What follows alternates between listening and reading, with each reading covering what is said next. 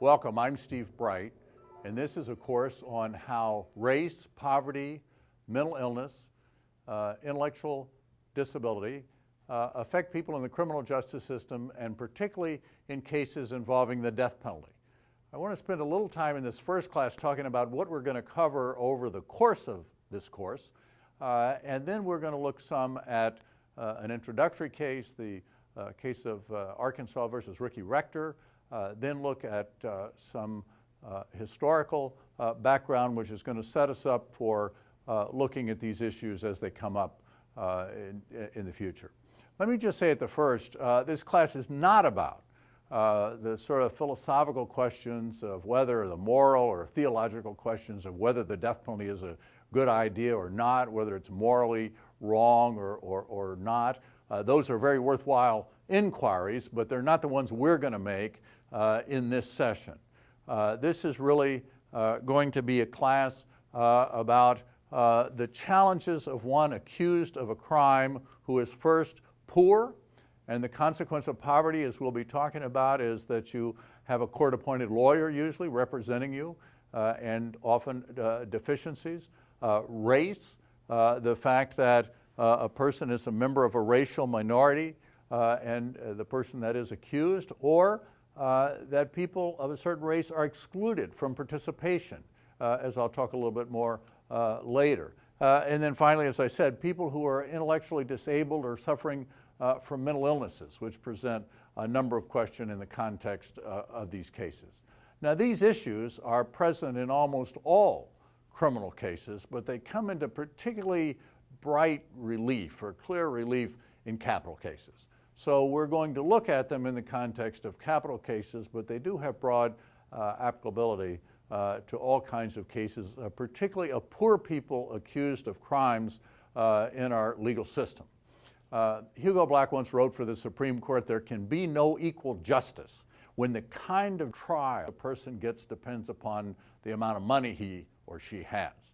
But of course we know today that of course nothing probably counts more in terms of the kind of justice a person receives than how much money they have. And in our court system today, the criminal courts, about 90% of the people accused of crimes are poor. And the consequence of that, as we will talk about, the major consequence is having a court-appointed lawyer. That a person who is accused of a crime does not choose his or her lawyer, doesn't go to the leading criminal defense lawyer in town and sign them up. It's enormously expensive to have a private lawyer, as we see in some of these cases in which people are defended by private counsel. Without a lawyer, all of your without a competent lawyer, I should say, all of your constitutional rights mean nothing. The lawyer is the person that the client counts on to know the law, to assert the law, to do the investigation of the case, investigate both the government's case to see if there really is a prosecution case against the person, also do an independent investigation of whatever facts there may be. So one is completely dependent upon a lawyer for that, but we have this problem. Why would the government that is trying to convict and execute a person or fine or imprison a person, why is the government going to pay for a lawyer to defeat that very purpose? Because, of course, the states are responsible, and I should say 95% of criminal cases are in the state courts. We often think about the federal courts, but most criminal cases are in the state courts, meaning primarily they're before elected judges and they're handled by elected prosecutors. And as we'll see, those kind of political considerations are going to come into play when a person is facing any kind of criminal charges. Finally, of course, poverty may have an impact on a person in many other ways, and we'll talk about that as well over the course of the term. How it is that poverty, someone who grows up in poverty, who's affected by poverty in all kinds of ways, what legal significance, if any, that may have. Race, this is the courthouse in Jenkins County, Georgia. As you can see, it's quite a memorial to the Confederacy, and people, including black people who are called for jury duty, who come as witnesses, and of course, most importantly, those who come accused of a crime, pass by this memorial. If you're in Shreveport, Louisiana, you pass by this memorial in Cato Parish. That's the courthouse. Now, there's been some complaints about this monument, which ultimately resulted in the Confederate flag being taken down. But still, this huge monument to the Confederacy stands outside the courthouse where every person coming in to do business in the court walks past it, with the statues of Robert E. Lee and Stonewall Jackson and other Confederate heroes. The courts are the institutions that have been least affected by the civil rights movement. In the part of the country where I have spent the last 30 years practicing law, I see a lot of changes. I see African Americans on city councils and in state legislatures and mayor of Atlanta, of course, and other places. But when I go into the courts, nothing's changed. I come into the court, the judge is white, people at the prosecution table are white, the court-appointed lawyers are usually white, and even in communities that have 25, 30% African American populations, you look in the jury box and every one of the jurors is white. The only person of color who's going to be before the rail there in the front of the courtroom is going to be the person accused. And we're going to talk about what the dynamics are when that happens. Race influences everything in the criminal justice system. We know that a person of color is more likely to be stopped by the police, the so-called driving while black or driving while brown. We know that during that stop, they're more likely to be abused. That is, they may have a gun pulled on them, they may be put in handcuffs, they may be thrown to the ground. They're more likely to be arrested at the end of that stop. And this continues all the way through, more likely to be sent to jail instead of put on probation in a first offender case, and all the way through to the severity of the sentence that is imposed.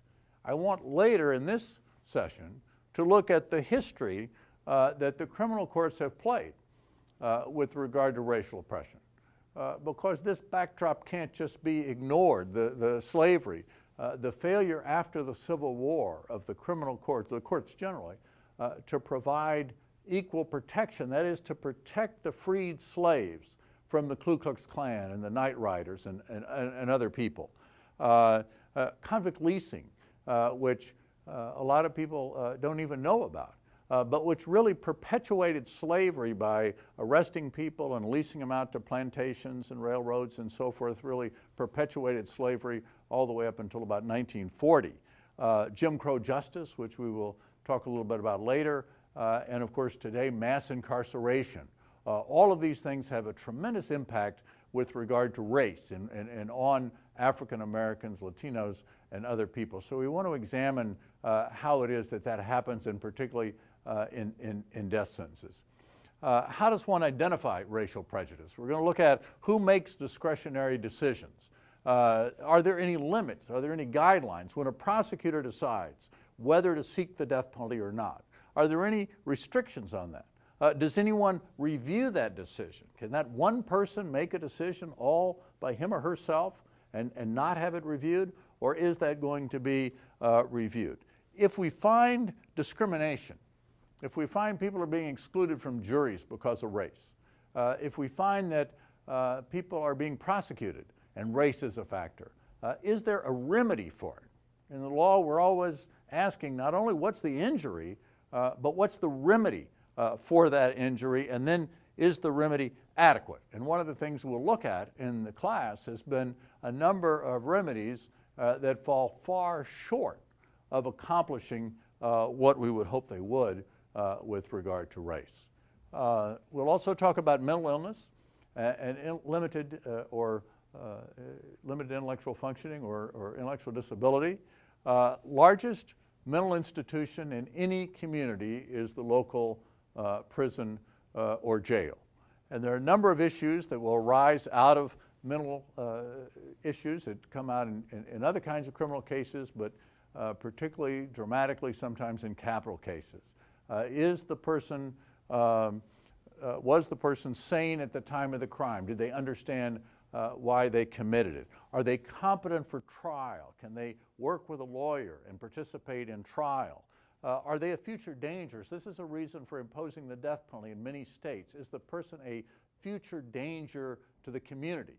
And we're really asking there, is this person so mentally impaired that we treat that person because we don't hold them to the same degree of culpability that we would hold someone who's not mentally impaired? Or do we kill that person because they're so dangerous? Which is somewhat of an eye of the beholder question. We'll see how that comes up in death penalty cases. Mitigating factors also in death penalty cases.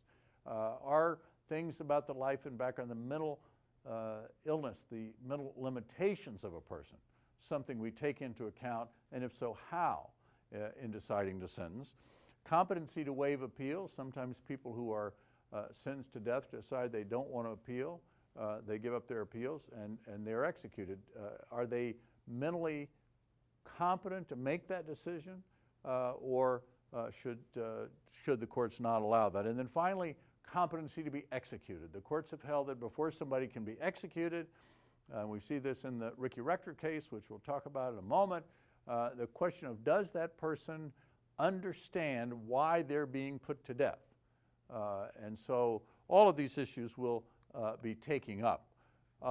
And then we have the question, even those without, and this particularly in capital cases, even those people without diagnosable mental illness may be profoundly damaged in terms of their view of the world and so forth, because they've been physically abused, sexually abused, psychologically abused. They've lived in grew up basically in a war zone, maybe within their home domestically because there was so much violence, maybe in their community because there was a lot of violence.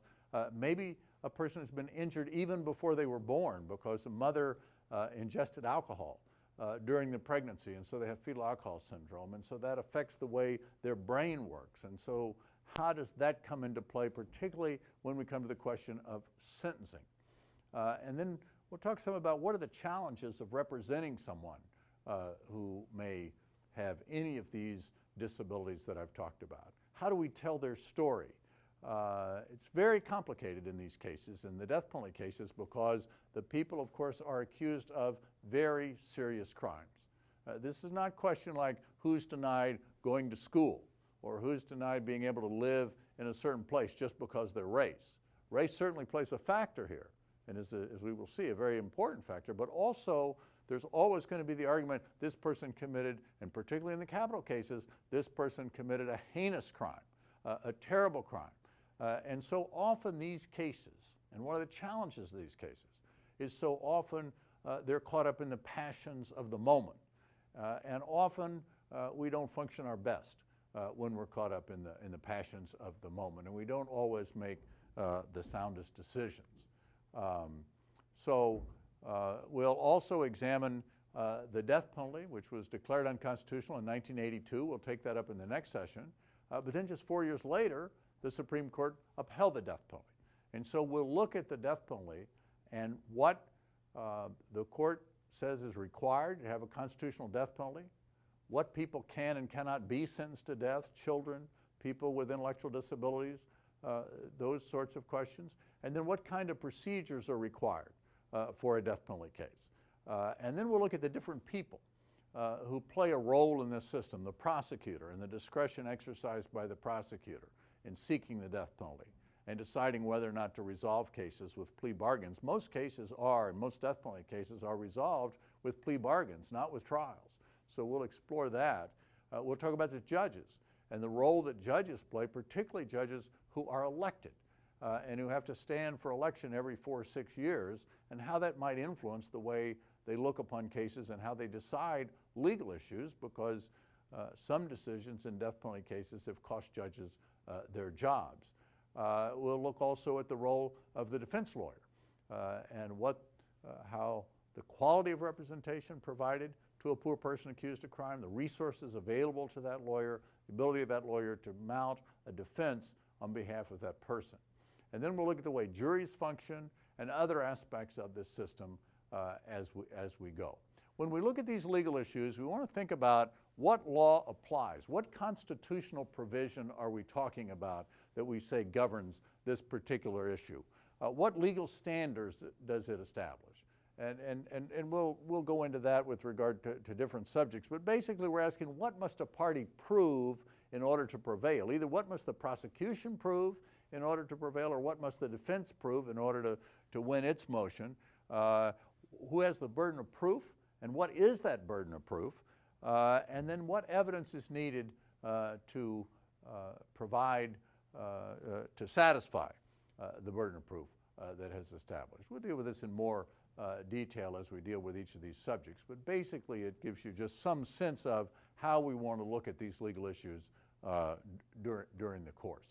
I want to talk just a minute generally about sentencing, because one of the questions that we're going to ask in this course is, what is sentencing based upon? What are the objectives of sentencing people to death or not sentencing people to death? And how important is consistency in sentencing? If you look at the reasons people give for sentencing, one most primarily incapacitation, that we want to take people out of the society, lock them up so that society is protected from any future dangerous acts by that person. Deterrence, both deterring the individual, which is certainly achieved by executing a person or putting a person in prison without any possibility of parole, but general deterrence, a very controversial subject, whether or not having the death penalty or other very severe punishments has a general effect of deterring people from committing crimes. At one point, rehabilitation was seen as a major goal of sentencing, but today we have so many people in prison and such limited prison budgets that rehabilitation has fallen far down on the list. Probably much higher should be retribution. A person gets their just results in terms of you did this crime, here's what you do to pay for that crime. Others keep people off the streets, those kind of rounding up the homeless people and all that. Other ways in which the criminal law is used and other objectives that it has. But then the question, who decides? Who decides what objective we're seeking here and how to go about it? Theoretically, it's at the start at least, it's legislators, because they're going to decide what laws to pass, they're going to decide what punishments to provide for those laws. Some legislatures, 17, do not provide for the death penalty at all. The others do provide for the death penalty. Also, mandatory minimums, life imprisonment without parole. These are all sentences that the legislature may adopt. The prosecutor has a great deal of discretion in deciding which laws are we going to enforce, how rigorously are we going to enforce those laws, and we'll talk about that more when we come to prosecution. What sentences to seek, both through trials and through plea negotiations. Tremendous amount of power vested in the prosecutor with regard to how cases are resolved. And the judge, how much discretion does the judge have? We'll talk about judges, as I said earlier, and then we'll talk about juries and how juries are selected and go about their decision making. But we realize in all this that the legislature may have one purpose in passing a sentencing law. The prosecutor may have a different purpose in deciding what punishment to seek in a case, and then the judge may have, or the jury, may have yet another. And so if we have all these competing things, for example, we have a judge who believes in rehabilitation. This judge is going to be a more lenient sentencer, perhaps, whereas the judge in the next courtroom is a strong believer in retribution, a strong believer in protecting the community. So that judge is going to be much more likely to impose a prison sentence and a severe prison sentence. We're going to see the same thing with regard to communities. Some communities, as we will talk about later, much more likely to impose the death penalty than others. And much of it has to do with how the community and the culture there sees the purpose of sentencing and how it should be dealt with. Factors to consider. What do we take into account when we're deciding how to sentence people? We obviously look at the crime, the community. I don't think there's much question about these injuries that are the result. Injury to the person, to the community, the heinousness of the crime, and then the question, how much do we look to the desires of the victims? with regard to deciding. And then we look at some things with regard to the defendant. What's the defendant's prior record? Almost always going to be accounted for. Maybe age is going to be accounted for. But then do we get into things like mental limitations, as I was discussing earlier, potential for rehabilitation, adjustment to prison? A lot of controversy about what kinds of factors are to be considered. And then, of course, also the question of does race, class, politics, other extraneous factors, non-extra, what I guess I'd call extra legal factors, not legal reasons for imposing a particular punishment, but do they come into play as well? And we'll see that very often they do.